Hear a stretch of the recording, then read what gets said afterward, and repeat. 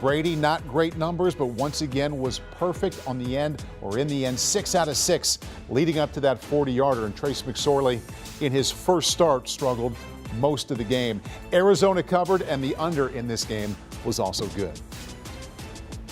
Time now for the Geico 15. Geico 15 minutes could save you 15% or more on car insurance. Visit geico.com to see how much you could save. Say hello to CBS Sports NFL writer Tyler Sullivan. Tyler, let's face it, most of that game was just more evidence of Tom Brady and the Buccaneers stumbling to the regular season finish line. But in the end, enough to believe there's still a pulse. What's your read? Yeah, they're the cockroach of the NFL. Every single time it feels like, it's about to go nuclear and this thing is going to go in the complete opposite direction. They somehow come up and they are winning these football games. We've seen it earlier in the year against the Rams. We've seen it against the New Orleans Saints. And now we're seeing it here against the Arizona Cardinals. They win these ugly games. They take advantage of mistakes. Obviously, the McSorley fumble and turnover that really kind of sparked this thing. But to me, it's still tough to feel totally great about this team right now. That's the biggest thing. Yes, they were able to come back and win this game, but the fact that you needed overtime, a 10-point fourth quarter to come back into this game when you're facing a team that's 4-11 now on the year, and you're looking at a team that has a backup quarterback, a third-string quarterback at this point, it's tough to look at you and say, you're going to be dangerous going into the postseason, or you're going to be dangerous to be a playoff contender as they're still trying to win the NFC South. So a good win for the Buccaneers in some sense, but also not as encouraging in other senses of the word. I think what's happening in the division may be even more important than what happened in Arizona. So just to be clear, here's where it stands in the NFC South right now. Bucs and Panthers play next weekend in Tampa Bay. If the Buccaneers win, they clinch the division. If Carolina wins, they are in the driver's seat to win the South. Which team right now, the Bucs or the Panthers, do you see as the bigger threat to win in round one, which would likely be a home game against Dallas? Which one do you like better? Yeah, see, this is weird because it does feel like it could be Tampa Bay. If you're the Dallas Cowboys and you are going on the road somewhere, the last place you want to go is Raymond James Stadium to face Tom Brady. Because of the history, because of the pedigree, you don't know what could happen if all of a sudden these Buccaneers start looking more like the 2020 Buccaneers or even the 2021 Buccaneers come postseason. Everything turns on.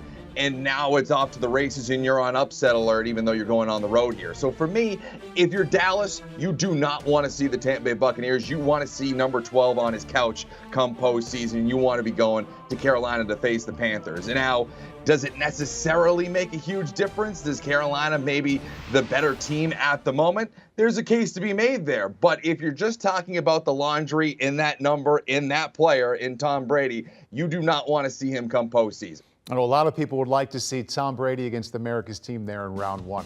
Let's keep it with the NFC and back up to the first of the 3 Christmas Day games where the Packers made it 3 in a row in Miami.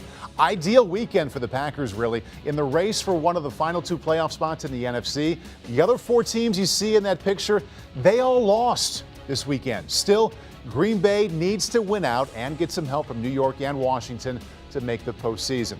Tyler, the Packers were 4-8 Thanksgiving weekend. 3 consecutive wins later. What do you think of them as a potential playoff team? It's a remarkable story, and it's very similar to what we're talking about a little bit with the Tampa Bay Buccaneers. I don't think that any of these playoff competitors want to see Aaron Rodgers in the postseason. You don't want to see that number 12 either. So if all of a sudden you have Green Bay rolling and they somehow stumble into this, I find them way more dangerous than, say, a New York, a Washington, a Detroit, as we've been talking about over the last few weeks, because of what Aaron Rodgers is capable of at his ceiling. And the fact that you have their wide receivers clicking at the right points, Romeo Doubs, Christian Watson, Allen Lazard, all of those weapons, it finally seems like they have their identity, specifically in the backfield with obviously A.J. Dillon and Aaron Jones. To me, they are the scarier team that kind of sneaks into the postseason because it's a little bit of luck, it's a little bit of skill, it's a little bit of getting right at the right time, and those type of teams in the postseason cause upsets. This time of the season feels good with Aaron Rodgers clicking toward the postseason. Time now for the Geico 15-second statement. A moment to go big and bold here, Tyler. What do you got? Yeah, we were talking about the Carolina Panthers and the Tampa Bay Buccaneers and which teams don't want to see. It's probably the Buccaneers, but I do think it's going to be the Carolina Panthers that win the NFC South. To me, they seem like the team that's a little bit hotter right now. Tampa Bay seems like they kind of play down to their competition. It doesn't feel like they have a strict identity on offense. I think Carolina has that identity. It's running the football, and they're actually taking down teams that are hot. They're not taking down teams with third-string quarterbacks. They are going to win their final 2 games of the season and win the NFC South.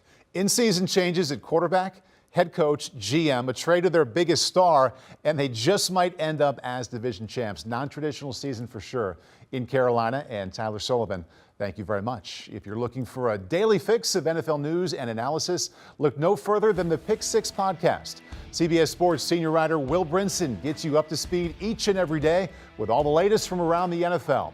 It's the Pick 6 podcast, and you can get it wherever you get your podcasts. Do you want a sports network that delivers everything that matters about the game? The highlights, the picks, the instant analysis, no yelling, no fake debates, no politics. Hit the subscribe button and never miss a moment.